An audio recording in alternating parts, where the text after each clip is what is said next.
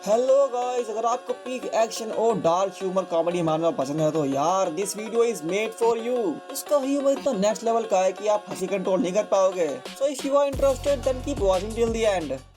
आइए देखते हैं, मजा आएगा। तो वीडियो स्टार्ट होती है नाइन्थ हेल के स्ट्रॉन्गेस्ट डीमन बैलेक से, जो अपने अपोनेंट्स को चीर कर देता है। उसे लगता है कि वो नाइन्थ हेल का सबसे स्ट्रॉन्गेस्ट डीमन है, जो नाइन्थ हेल के सातों राजकुमारों को टक्कर दे सकता है। बट बैलेक ने कभी सोचा ही नहीं था कि कोई उससे भी ज्यादा स्ट्रॉन्ग इस हेल में है। अब सीन शिफ्ट होता है डीमन किंग कैसल पर। यहाँ बैलेक नर्वस बैठा हुआ है और उसके साथ के सारे डीमंस भी अपने घुटने टेक कर डीमन किंग के सामने झुककर रिस्पेक्ट दिखा रहे होते हैं। उनके सामने एक थ्रोन है जो कि नाइन्थ हेल के सातों प्रिंसों की हड्डियों से बना हुआ था, जिस पे बैठा होता है demon king, the apex of all demon. बैलेक डीमन किंग से हम्बली पूछता है, ओ डीमन किंग, आपके पास सब कुछ है, ये पूरा हेल आपका है, फिर भी आप अपने वर्ल्ड में वापस क्यों जाना चाहते हो? उसके बाद पूरे हेल में सन्नाटा छा जाता है। डीमन किंग के डर से कोई चू की आवाज तक नहीं निकालता। डीमन किंग बैलेक की तरफ देखता है और सिर्फ एक नजर में ही बैलेक डर के मारे कांपने लगता है। बैलेक याद करता है अथॉरिटी ऑफ ग्लूटनी के बारे में, एक ऐसी पावर जो डीमंस की बॉडी और एबिलिटीज को अब्सॉर्ब कर लेती है। इसी पावर की वजह से डीमन किंग ने हेल के सारे प्रिंस को डिफीट कर दिया था।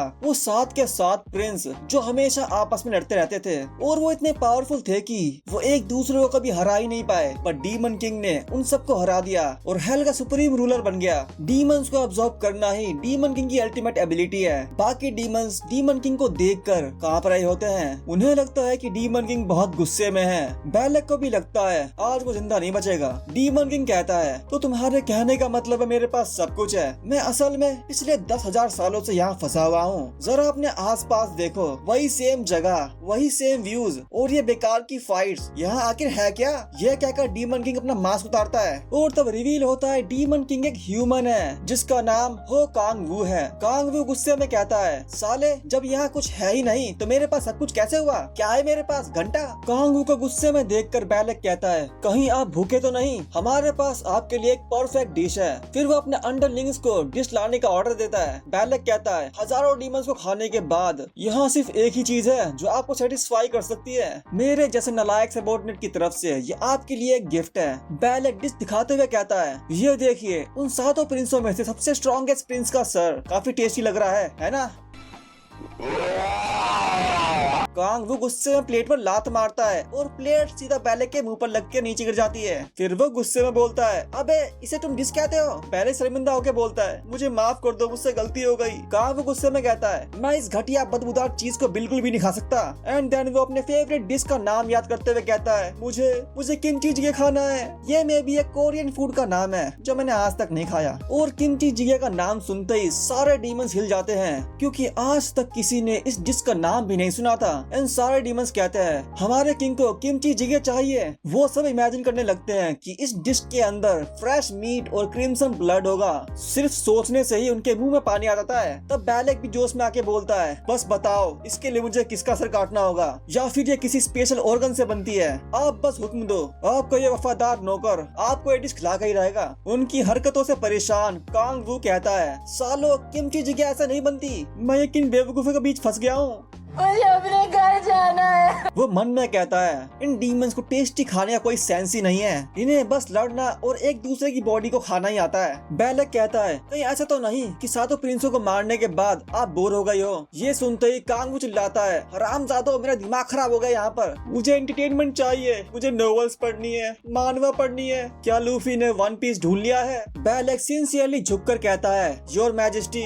मैं आपको अपनी कमजोर स्ट्रेंथ से सेटिस्फाई नहीं कर पाया। एंड देन वो रोते हुए कहता है, प्लीज मेरी पुअर परफॉर्मेंस के लिए मुझे जान से मार डालो। कांग वो गुस्से में चिल्ला के बोलता है, क्या तुम्हें मेरी बात समझ नहीं आ रही क्या? फिर वो कहता है, काश मेरे पास भी कोई प्यार करने वाला होता। तभी वहाँ एंट्री होती है स्क्यूबस क्वीन लिलिथ की। वो कहती है, आपको प्यार करने वाली? मेरे होते हुए आप ऐसी बात कैसे कर सकते हो? लिलिथ को देखते ही सारे डीमंस के होश उड़ जाते हैं, क्योंकि लिलिथ सभी डीमंस में से सबसे ज्यादा ब्यूटीफुल डीमन है। लिलिथ कहती है, योर मैजेस्टी, क्या मैं आपसे कम प्यार करती हूँ? क्या आप मेरे प्यार से सेटिस्फाइड नहीं हो? आप बहुत मतलबी हो। एंड तभी उसकी शक्ल रिवील होती है।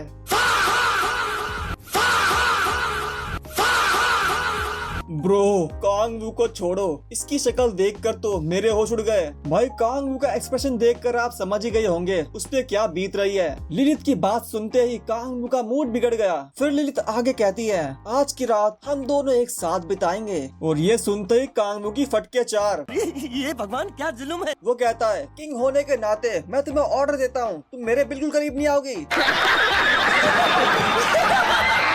वो मन में कहता है, अगर ये मेरे करीब आए तो उसको जान से मार दूंगा। फिर लिलित अपने टेंटिकल से कांग वू को हाथ पकड़ते हुए कहती है, अब शर्माना छोड़ भी दो, आप कैसे अपने आप को किंग ऑफ हेल बोलते हो? किंग ऐसे शर्माया नहीं करते। लिलित को कांग वू के साथ फ्लर्ट करता हुआ देख बाकी डीमंस को शर्म आने लगती है। फिर हमें बताया जाता है कि स्क्यूबी वो औरतें होती है जो मर्दों को सेड्यूस करके उनकी सेक्सुअल एनर्जी कंज्यूम कर लेती है। समझ रहे हो? समझ रहे हो आप? समझ रहे हो? इसका मतलब है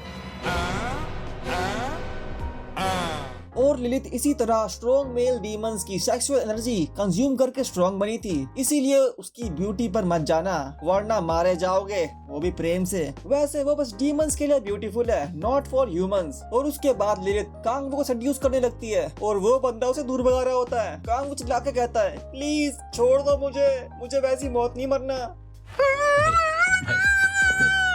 अंदर ही अंदर वो सोचता है, इस लड़की से ज्यादा क्यूट तो बैलेक है। मैं जानता हूँ इंसान को सूरत से नहीं बल्कि सीरत से प्यार करना चाहिए, पर भाई अब मैं और नहीं झेल सकता, इसकी शक्ल और सहन नहीं होती मुझसे।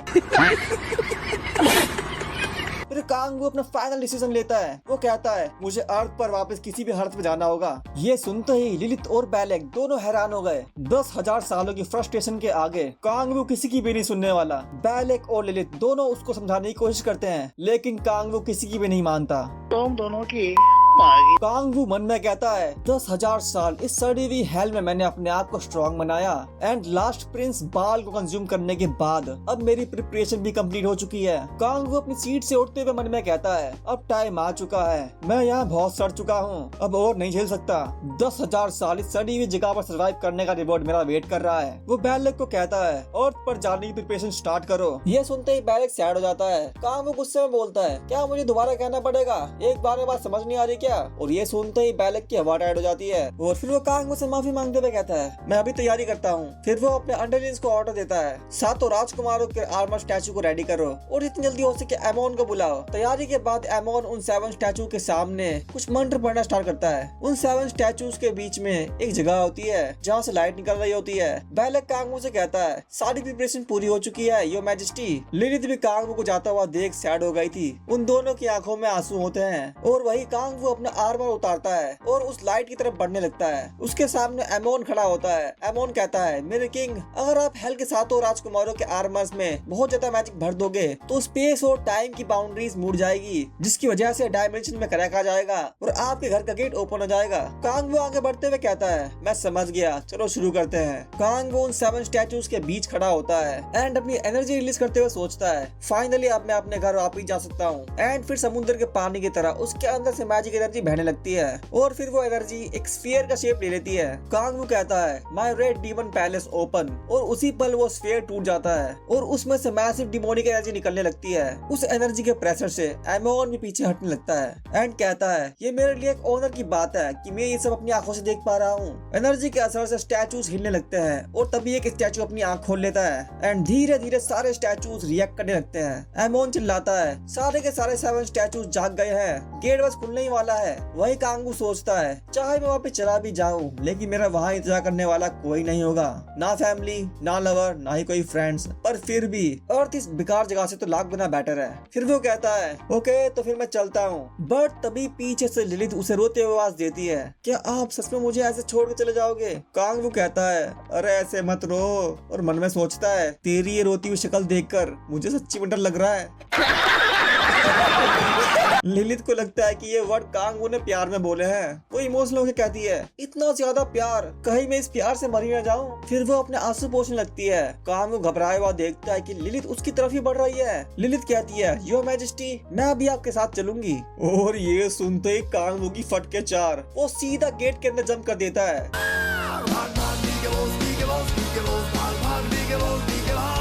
लिलिथ चिल्लाती है, यो मैजेस्टी, मैं आपके साथ मरते दम तक रहूंगी, आप जहाँ भी जाओगे मैं आपके साथ चलूंगी। कांग वो पीछे मुड़कर स्माइल करता है एंड देन वो अपनी मिडिल फिंगर दिखाकर मन में कहता है 10,000 साल बाद भी इन लोगों का ड्रामा कम नहीं हुआ, अलविदा, फिर दोबारा कभी नहीं मिलूंगा तुमसे, भाड़ में जाओ। इतनी खुशी मुझे आज तक। कांग के मन में बस एक ही बात चल रही थी, ना मुझे अपना पास चेंज करना है और ना ही अपने फ्यूचर की टेंशन लेनी है। भाई बस मैं किसी भी तरह से अर्थ पर पहुंच जाऊं। वो आगे बढ़ता है और एक प्लेटफॉर्म के पास पहुंच जाता है। वहाँ एक स्फीयर होता है जिसके अंदर एक प्लेनेट दिख रहा होता है। असल में ये एक डिफेंस सिस्टम है जो अर्थ को बाकी सभी डायमेंशन से प्रोटेक्ट करता है। इस डिफेंस सिस्टम का नाम गाया सिस्टम है। कांग बहुत खुश होता है और कहता है, फाइनली अब मैं अपने घर वापस जा सकता हूँ। लेकिन अब ये क्या चीज है? तब एक नोटिफिकेशन पॉप होती है, nuclear crack detected. Defence system activate हो जाता है और लेजर प्लेटफॉर्म को प्रोटेक्ट करने लगते हैं। कांग को समझ नहीं आ रहा था कि आखिर यहाँ पे हो क्या रहा है। एंड तभी बहुत सारी नोटिफिकेशन आती है, कोर की पावर कैपेसिटी से बहुत स्ट्रॉन्ग है। कांग हैरान होकर कहता है, भाई ये क्या हो रहा है? भाई यहाँ पे क्या हो रहा है? भाई यहाँ पे क्या हो रहा? भाई ये कहाँ फंस गया भाई मैं? और फिर और नोटिफिकेशन आती है, हर डायमेंशन चैनल से डिफेंस सिस्टम एक्टिवेट किया जा रहा है। फिर नेक्स्ट अलर्ट, गाया सिस्टम ओवरलोड हो चुका है। सिस्टम कांग को मल्टीपल डायमेंशन चैनल से एलिमिनेट करने की कोशिश करता है। असल में ये सिस्टम अर्थ को प्रोटेक्ट करता है और इंश्योर करता है कि किसी और डायमेंशन से डिस्टर्बेंस ना आए। लेकिन कांग ने डायमेंशन में क्रैक करके बहुत बड़ी डिस्टर्बेंस क्रिएट कर दी और इसीलिए सिस्टम उसे इरेडिकेट कर रहा है। पर कांग इतना स्ट्रॉन्ग होता है कि गाया सिस्टम भी उसे एलिमिनेट नहीं कर पाता और फेल हो जाता है। एलिमिनेट ना कर पाने के बाद सिस्टम उसकी पावर को सील करना शुरू कर देता है। कांगू चिल्लाता है, साला बहुत हो गया इसका, और उसी मोमेंट वो बेहोश हो जाता है। और जब उसकी आंखें खुलती है वो अपने आसपास देखता है सनलाइट, ग्रीन फॉरेस्ट। वो सोचता है, क्या ये अर्थ है? क्या सच में मैं वापस आ गया हूँ? खैर सबसे पहले तो मुझे ये चेक करना है कि मेरी बॉडी कैसी है। एंड तब एक नोटिफिकेशन आती है, bringing up the status window, और उसके सामने एक स्टेटस विंडो ओपन हो जाती है। डिटेल्स लिखी होती है, नाम हो Kangu, level 1, first awakening special ability, power of gluttony,